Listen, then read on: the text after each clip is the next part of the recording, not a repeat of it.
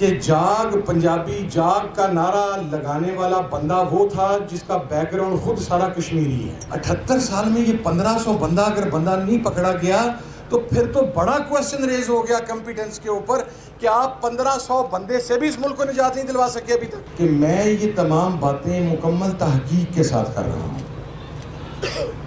میں نے یہ فارورڈڈ ایز ریسیوڈ نہیں کیا. والصلاۃ والسلام علی نبیہ محمد وعلی آلہ واصحابہ اجمعین، اما بعد. اعوذ باللہ من الشیطان الرجیم، بسم اللہ الرحمن الرحیم. میں سب سے پہلے انتہائی قابل صد احترام لائق تحسین علامہ راجہ ناصر عباس صاحب کو اپنی طرف سے، جماعت کی طرف سے، تمام ساتھیوں کی طرف سے دل کیا تھا گہرائیوں سے مبارکباد پیش کرتا ہوں. اور وہ تمام لوگ جنہوں نے ووٹ کیا، میں کم از کم انہیں لازماً مبارکباد دوں گا کہ انہوں نے ایک مرتبہ پھر اپنے ووٹ کے ذریعے ایک مرد حر کا انتخاب کر کے یہ ثابت کیا کہ مجلس وحدت مسلمین زندہ لوگوں کی جماعت ہے.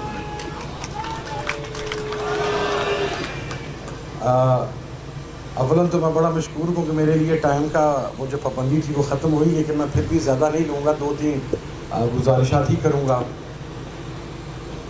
سب سے پہلے تو اسٹیج پر براجمان مشر محمود خان اچکزئی صاحب، leader of the opposition national assembly محترم عمر ایوب صاحب،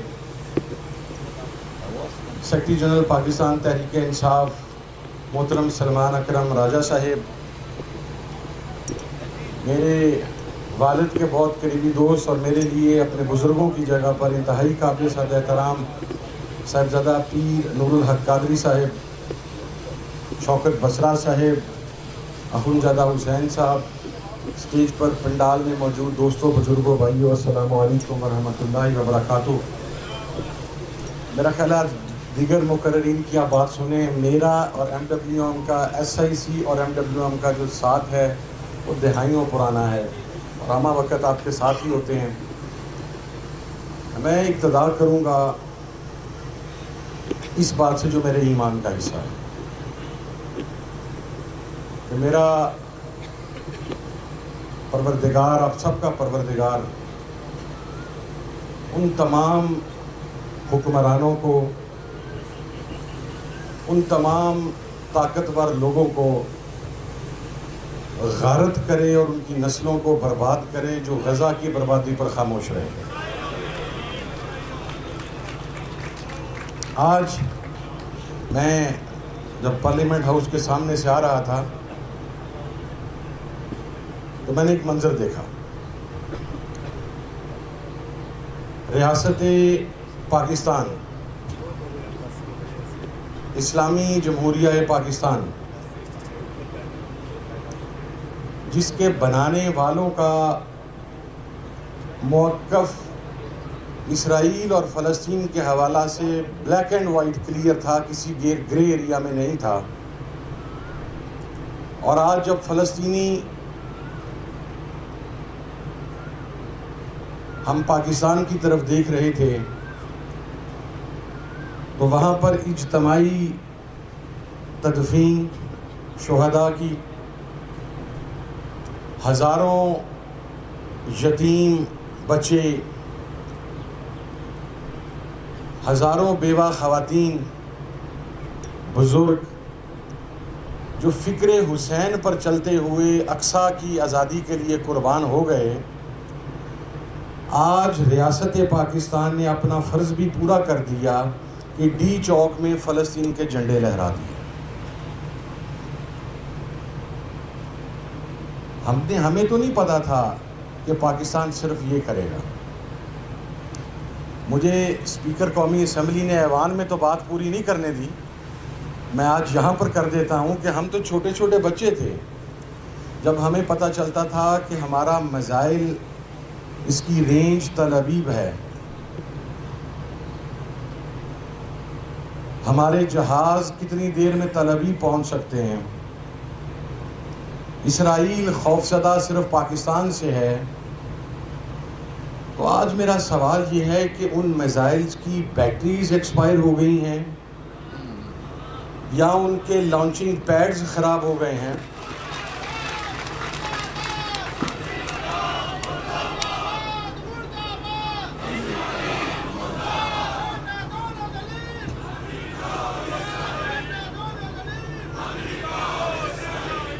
اور میں ایک بات عرض کروں، میں اس بالکل کلیئر ہوں کہ یہ امتحان اہل فلسطین کا نہیں تھا اور نہیں ہے۔ وہ تو 1400 سال سے قربانی دیتے چلے آ رہے ہیں۔ یہ موقع اللہ رب العزت نے آج کے عالم اسلام کو پرووائڈ کیا تھا کہ وہ اپنی قبروں کو منور کر سکیں اور اپنی نجات کا کو وسیلہ کر سکیں، لیکن ہمارے حکمرانوں نے، ہمارے عالم اسلام کے تمام جرنیلوں نے، انہوں نے دنیا کی عیاشیوں اور تماش بینی کو اپنے اگلے جہاں سے فوقیت دی۔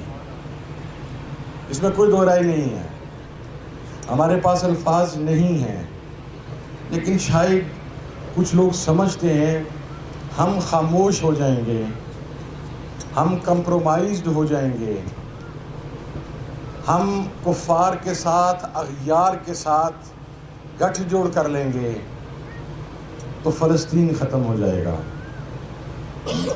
یہ خواہش، یہ حسرت، یہ گماں سینکڑوں نہیں ہزاروں لوگوں کا ہوا، لیکن فلسطین کا حریت پسند آج بھی زندہ ہے اور جدوجہد۔ اب آئیں ریاست پاکستان کی طرف، اسلامی جمہوریہ پاکستان کی طرف۔ ہم سے سب سے پہلے سوال یہ ہوتا تھا، اور آج بھی بعض اوقات ہوتا ہے، میرے سے اور راجہ ناصر عباس صاحب سے بالخصوص، کہ آپ نے عمران خان کا ساتھ کیوں دیا؟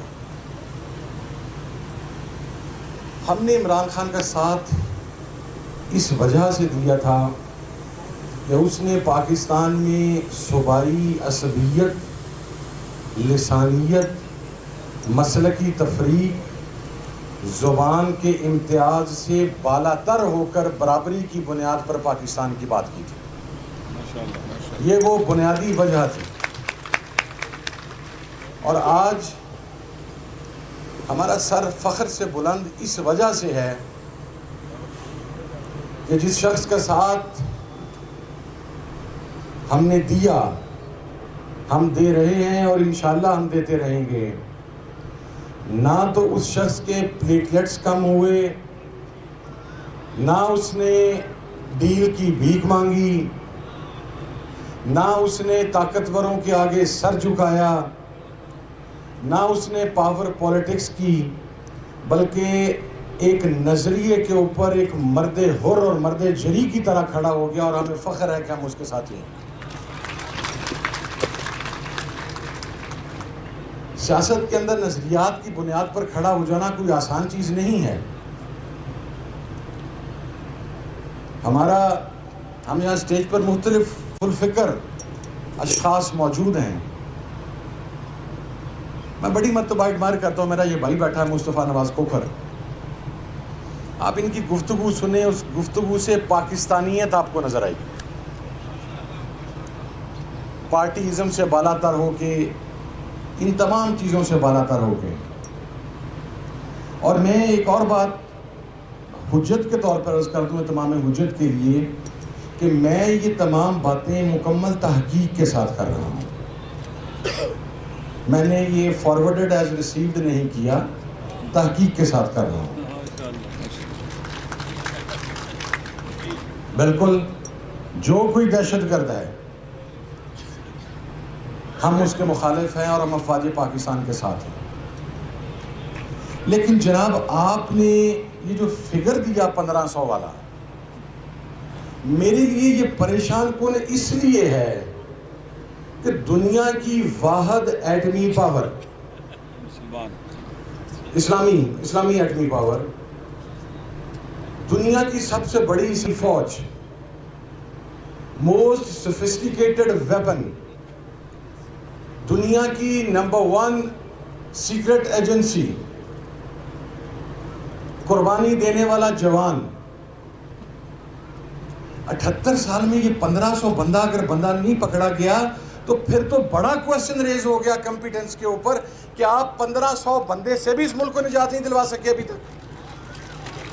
کیوں زندہ ہے وہ دہشت گرد؟ یہ ہمارا سوال ہے آپ سے. وہ کیوں زندہ ہے؟ کیا وہ کسی کی ایما پر زندہ ہے؟ کیا وہ کسی کنسپیریسی کی وجہ سے زندہ ہے؟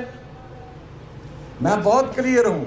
ٹی ٹی پی ہو، کوئی بینڈ ملیٹنٹ آؤٹ لیٹ ہو، ویسے جن کے سربراہان نارملی آپ کی میٹنگز میں بیٹھے ہوتے ہیں اور آپ کا پروٹوکول انجوائے کرتے ہیں، یہ بھی میں عرض کر دوں، وہ ہو، افواج پاکستان سے لڑنے والے دہشت گرد ہوں، میں انہیں دہشت گرد سمجھتا ہوں، میں انہیں فتنہ سمجھتا ہوں، میں ان کا زندہ رہنا پاکستان کے لیے خطرہ سمجھتا ہوں. میں بہت کلیئر ہوں اس معاملے کے اوپر. لیکن جناب کچھ سوال ہمارے بھی ہیں. ہم ابھی بلوچستان صاحب نے عرض کیا، مشر محمود خان چکزئی صاحب کا جلسہ تھا پشین میں، اس سے پہلے مستونگ میں ایک دھرنا تھا، میں، راجہ صاحب، سردار لطیف کھوسا صاحب. اچھا ہم تو وہاں پہ چونکہ جاتے رہتے ہیں، مستونگ کے ایریے کی سگنیفیکنس بھی آپ کو پتہ ہے کہ کیا ہے. ہم پھر وہاں پر گئے. میرا سوال یہ ہے کہ شام 5 بجے سے لے کر صبح 5 بجے تک پبلک ٹرانسپورٹ کوئٹہ سے باہر کسی شاہراہ پر نہیں جا سکتی. یہ ہم نے نہیں کہا، آپ کی بلوچستان کی گورنمنٹ نے نوٹیفیکیشن جاری کیا ہے. جب گورنمنٹ اس قسم کا نوٹیفیکیشن جاری کرتی ہے تو اس کا مقصد یہ ہے کہ حکومت تسلیم کر رہی ہے کہ ان علاقوں پر اس کی رٹ نہیں رہی. وہ وہاں پر سیکیورٹی پرووائڈ نہیں کر سکتے. آپ نے ان لوگوں کی آج ان کے دل چھلنی ہے. پھر یہاں پر ماشاءاللہ آج کی صاحب اقتدار حکومت. اچھا یہ اس قسم کے شگوفے بھی صرف ہمارے ملک میں یا اس کانٹیننٹ میں ہوتے ہیں کہ جاگ پنجابی جاگ کا نعرہ لگانے والا بندہ وہ تھا جس کا بیک گراؤنڈ خود سارا کشمیری ہے. He has nothing to do with Punjab. اس کا پنجاب سے کوئی تعلق نہیں. ہم نے وہاں پر کھڑے ہو کر اگر معافی مانگی اپنے بلوچ بھائیوں سے، اپنے پشتون بھائیوں سے، اپنے سندھی بھائیوں سے، تو آپ نے یہاں پر پروپوگنڈا سٹارٹ کر دیا کہ جی یہ ان کے ایجنٹ ہیں، یہ ان کے پٹھو ہیں. تو بالکل جناب، ہم بلوچوں کے بھی پٹھو اور ایجنٹ ہیں، ہم پشتونوں کے بھی پٹھو ایجنٹ ہیں، ہم سندھیوں کے بھی پٹھو ایجنٹ ہیں، ہم کشمیریوں کے بھی پٹھو ایجنٹ ہیں، ہم گلگت بلتستان کے لوگوں کے بھی پٹھو ایجنٹ ہیں، ہم پنجابیوں کے بھی پٹھو ایجنٹ ہیں، کیونکہ ملک ہمارا ہے. اگر ایک بھائی کسی وجہ سے آپ سے ناراض ہے، آپ میرٹ آف دا کیس نہیں جاتے اس وقت جب پنچایتی نظام میں بیٹھ. اصل مسئلہ بھی یہ ہے نا کہ آپ آج تک کسی پنچایتی نظام میں بیٹھے نہیں، آپ کسی خاندانی نظام کا حصہ نہیں رہے. بعض اوقات اگر آپ کی بات سچی نہ بھی ہو فریق مخالف کی، پھر بھی اگلے کے زخموں پر مرہم رکھنے کے لیے اگر معافی مانگنے سے وہ محبت بحال ہو سکتی ہے تو ہم 1000 مرتبہ وہ معافی مانگیں گے. اور رہ گئی بات جاگ پنجابی جاگ کی، تو بھائی جان ہمارے حال پہ رحم کریں اور میری زبان پہ میرے پہ رحم کریں. مجھے پتہ ہے کہ گوروں کے کتے نہلا کے خلتیں لینے والے آج ہمیں جاگ پنجابی جاگ بتا رہے ہیں. ہم وہ نہیں ہیں جن کو جاگیریں وہاں سے ملی. ہمارے اجداد کا کریکٹر 1857 کی جنگ آزادی سے سامنے ہے. ہم تمام لوگ، کوئی جاگ پنجابی جاگ نہیں ہے، جاگ پاکستان جاگ ہے.